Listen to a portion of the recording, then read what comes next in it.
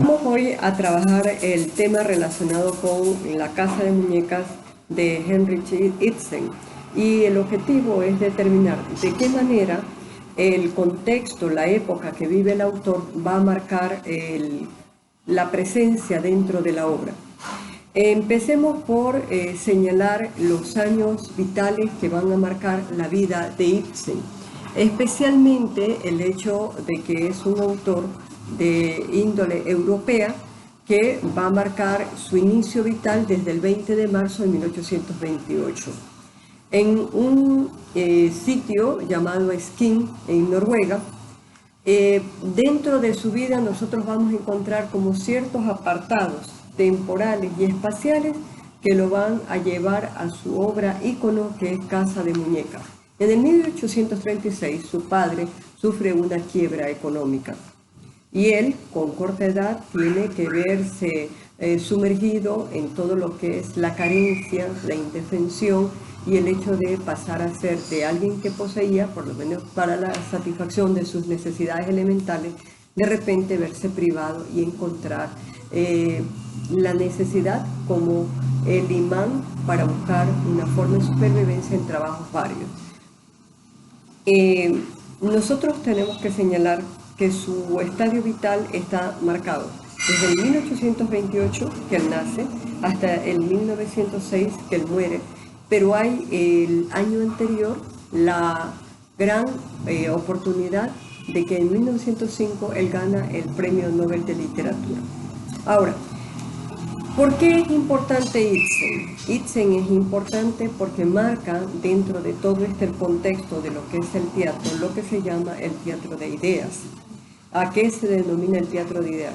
Más allá del teatro realista que presenta la realidad per se, presenta un elemento que puede ser no necesariamente material, tangible, una situación con nombre y apellido, pero sí escondido con nombre y apellido de un símbolo. Es decir, detrás del teatro que presenta Ibsen nos presenta es una idea. Ahora bien, es importante señalar que dentro del contexto de todo lo que es Ibsen está marcado la idea de un nuevo concepto que se va a poner en boga y que en nuestros tiempos cumple como mayor fuerza, tiene mayor fuerza, el llamado noraísmo. ¿Qué es el noraísmo? El noraísmo es simplemente la compañía pasiva sin ningún tipo de protagonismo que puede tener una mujer al seno de una familia, de una sociedad, de una institución, de un ente laboral. Muy bien, el noraísmo. También para otros el concepto del noraísmo está relacionado con la reivindicación de este concepto de mujer de carácter ornamental con una mentalidad de alguien que piensa, organiza, tiene ideas, tiene proyectos. Entonces veamos este contexto. ¿Qué era lo que estaba sucediendo en la época de Ibsen? ¿Qué es lo que se movía en el mundo?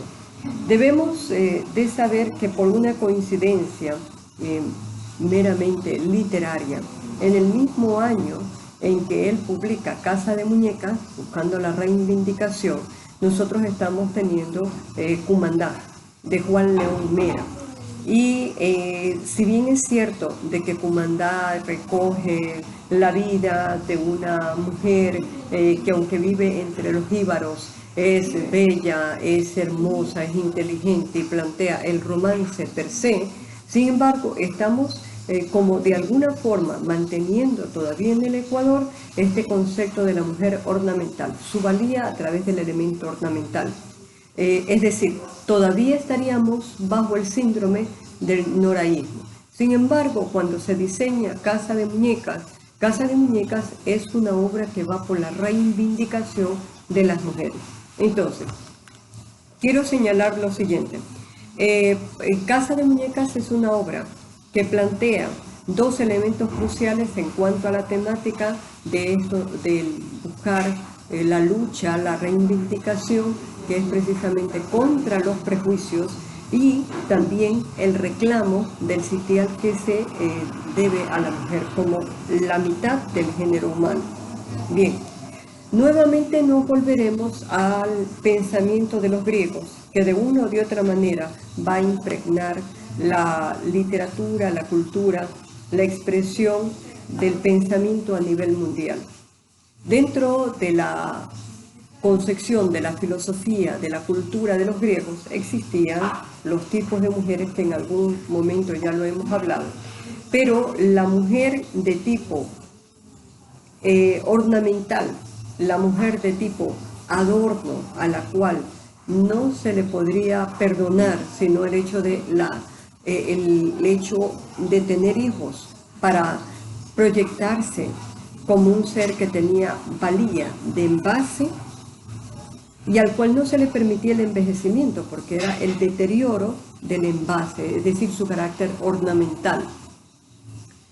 Dentro de los griegos habíamos hablado también del concepto de la mujer melisa, la mujer sometida, sumisa, que no tiene otro papel dentro de la sociedad, sino simplemente ser la acompañante del esposo, porque el que le da valía y representación social es el esposo. Ahora bien, veamos el argumento de Casa de Muñecas, pero antes de eso tendríamos que revisar un poco el concepto de lo que es el título. Una casa, a diferencia de una ciudad, tiene límites. Una casa, a diferencia de una ciudad, está marcada por un determinado grupo social unido por elementos biológicos. Elementos biológicos por elementos de afecto, de respeto, de valía y de validación. Eso quiere decir que, por ejemplo, en Casa de Muñecas, el título que nos está llamando la atención, se hace la referencia a una casa no de verdad, sino una casa de juguete, una casa de mentira, una casa en la cual las diferentes situaciones son sometidas al aspecto lúdico, de juego, de entrenamiento o por así decir, de algo que en realidad no está pasando. Si esto lo conectamos con la idea del teatro de las ideas, nosotros debemos de, obviamente, considerar desde el título.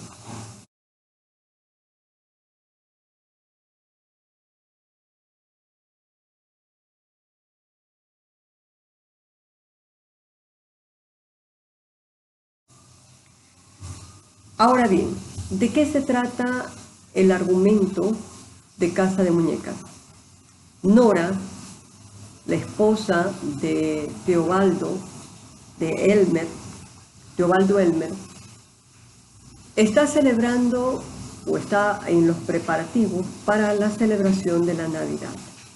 En todo esto, el comportamiento de ella es el ideal de una ama de casa preocupada porque la casa que recibe al esposo o al marido está bella, ordenada, atractiva y además que puede mostrar a los amigos que esta es la casa o el palacio donde vive el rey.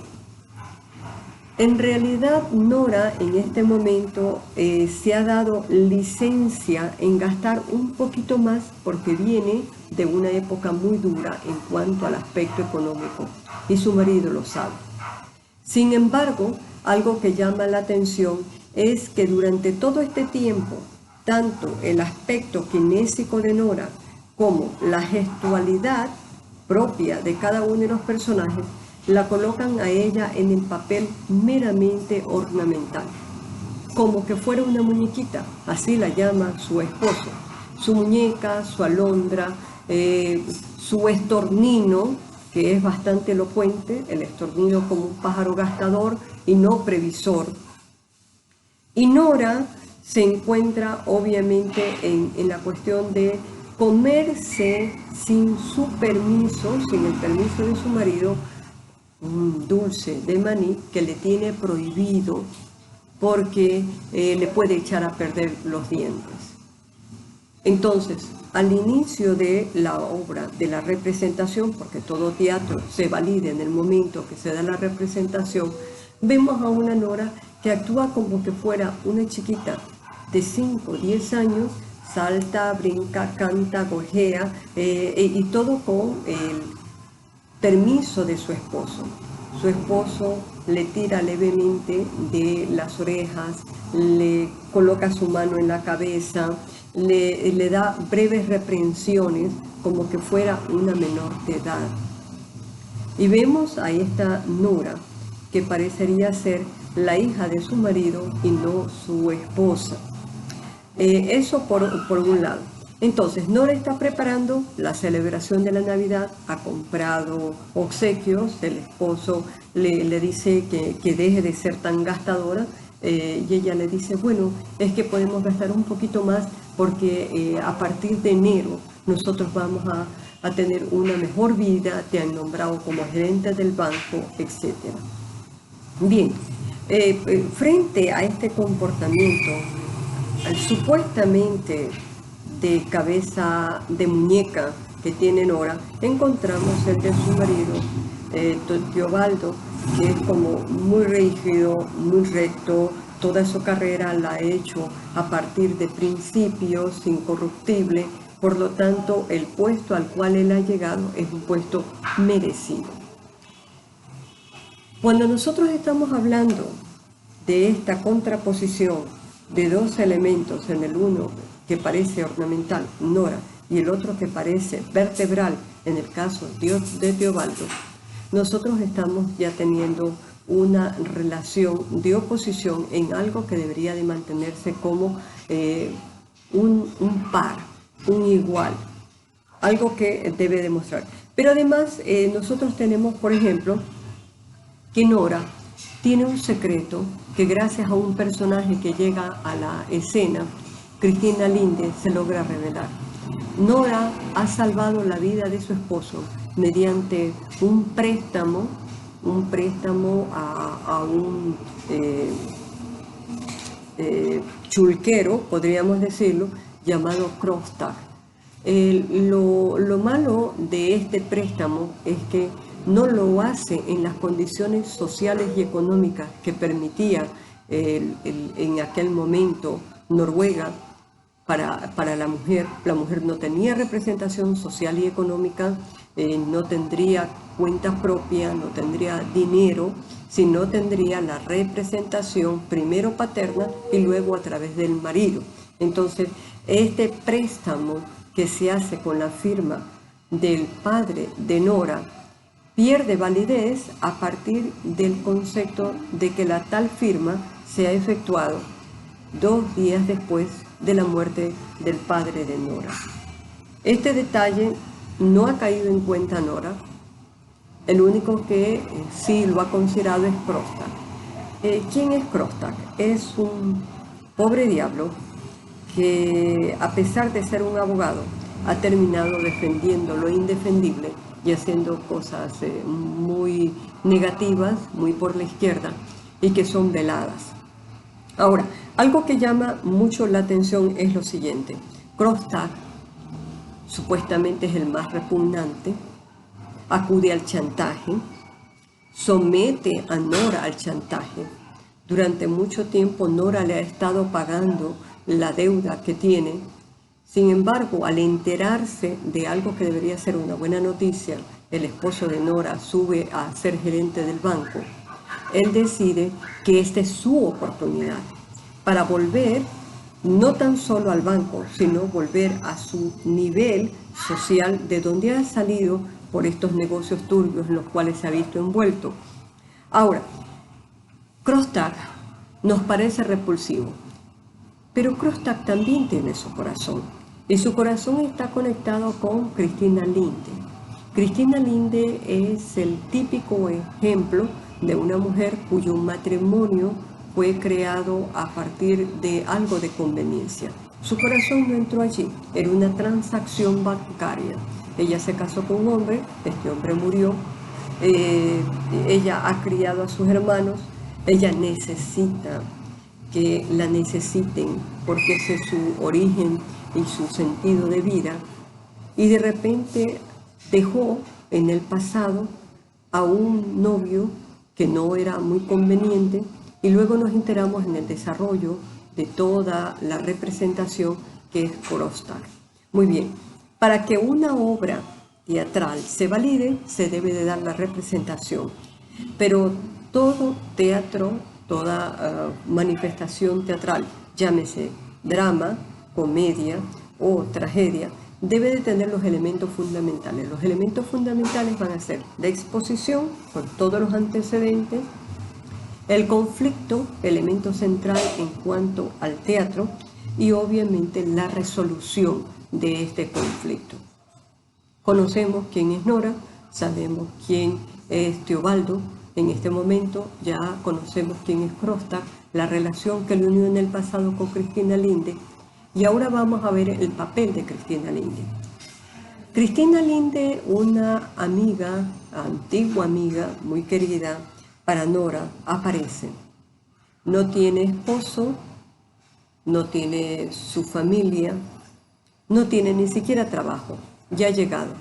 Y ha conocido que el esposo de Nora tiene esta oportunidad y pide que sea como una intercesora ante el esposo. El esposo no tiene ningún problema, pero eso implica que si entra Cristina a trabajar al banco, Krosta va a presionar a Nora para que le devuelvan el puesto que cree él le corresponde.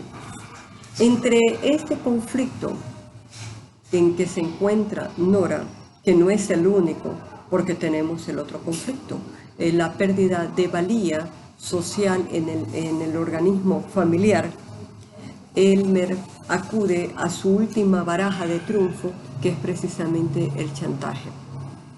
Y Nora no sabe qué hacer.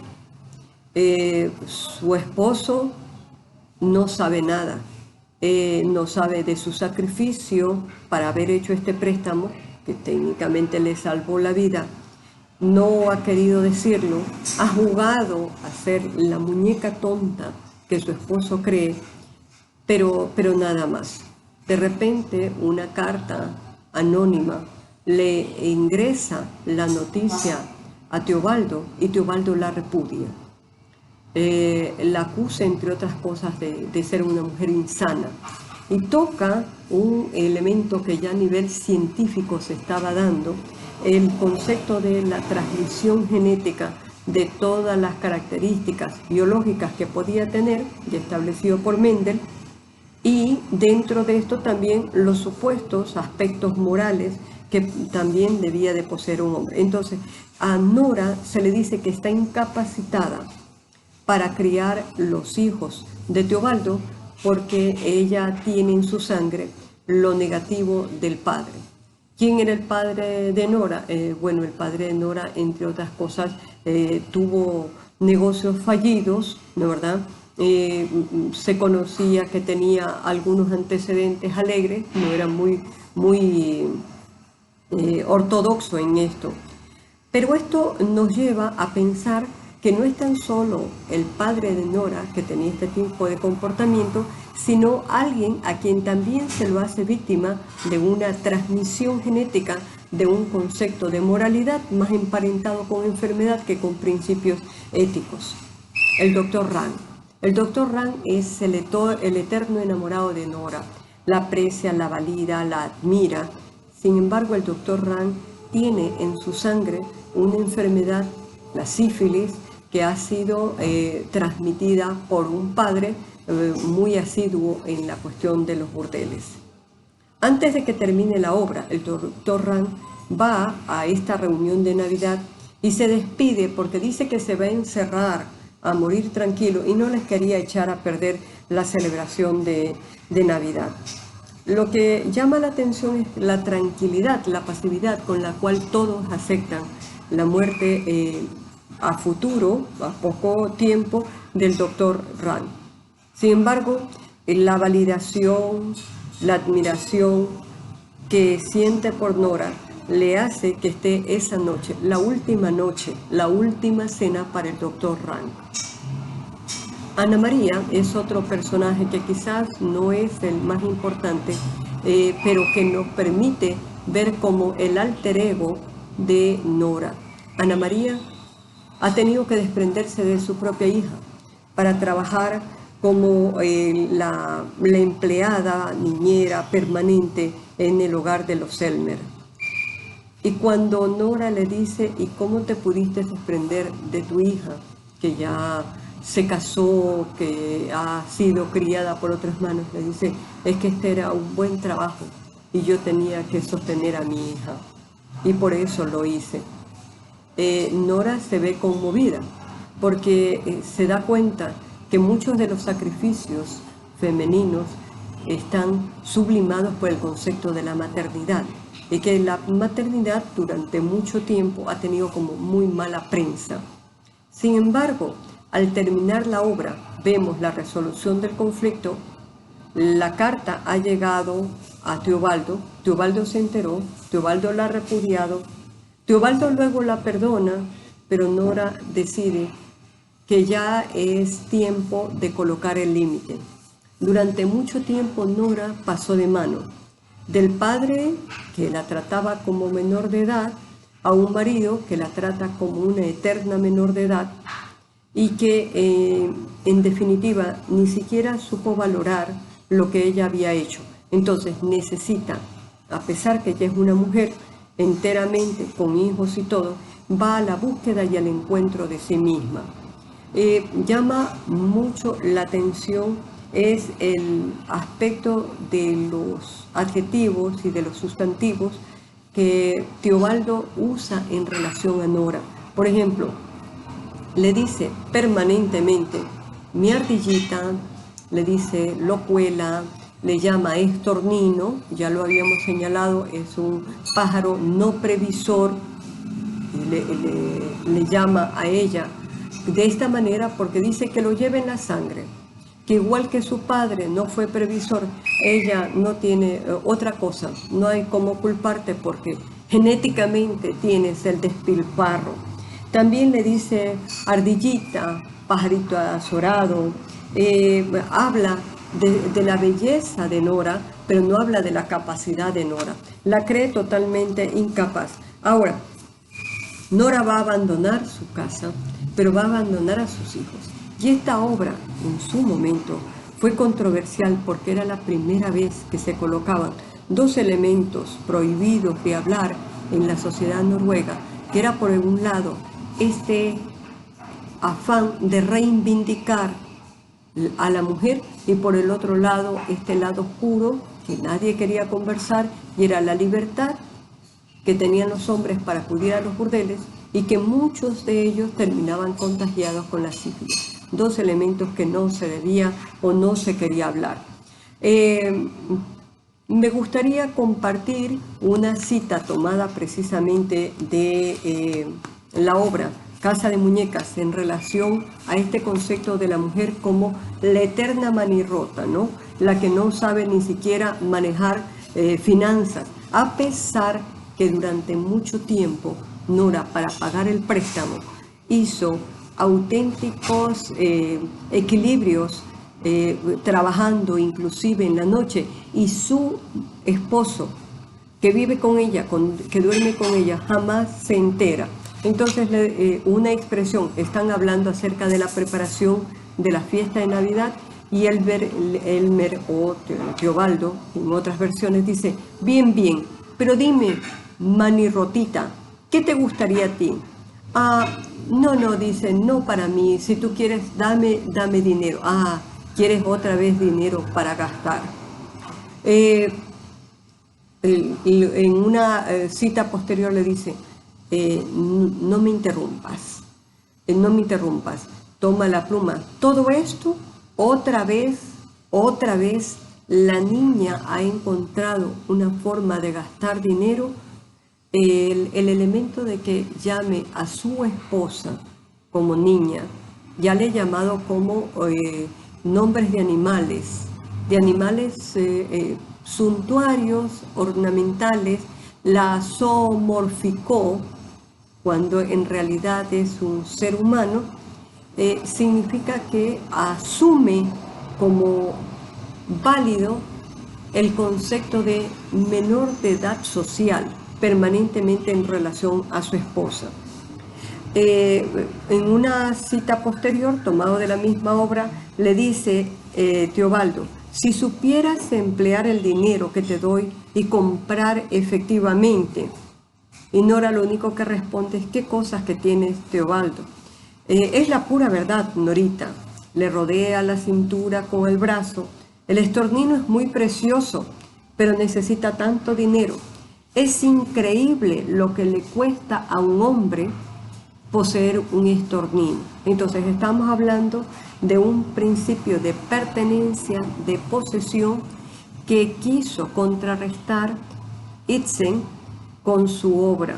Por eso, al hablar del contexto social en el cual una mujer no podía tener ni una propiedad, ni ni un dinero, ningún tipo de posesión que tuviera un valor poco o mucho, estamos hablando de un contexto en el cual la mujer era cifra nul en relación al mundo o al entorno que le rodeaba.